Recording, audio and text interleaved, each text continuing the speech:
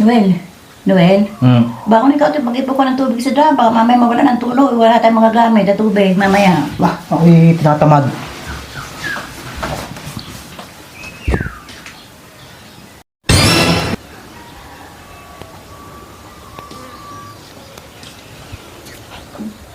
Noel, tulungan mo muna ako ng pagbabalaw at mamaya wala na naman tulo, mahirap na.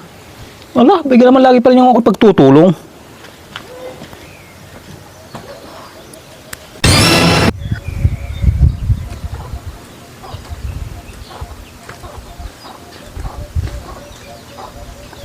Kita mo ko yung kalat na yan, oh, dami-daming dabo hindi ka malang nagwawalis.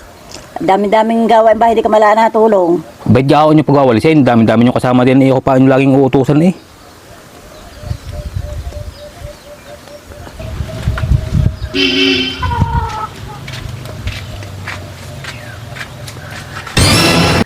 Kanyang ama, yung pagsabi-sabihan niya si Noel talagang ako'y wala nang iutos na sinunod pagsabihan mo yan, talagang ako'y napupuno na. Nasaan ka si Noel? Ay, ayun, tawagin mo.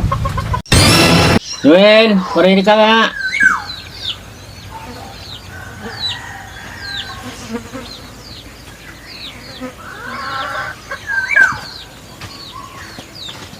Ano yung tatay?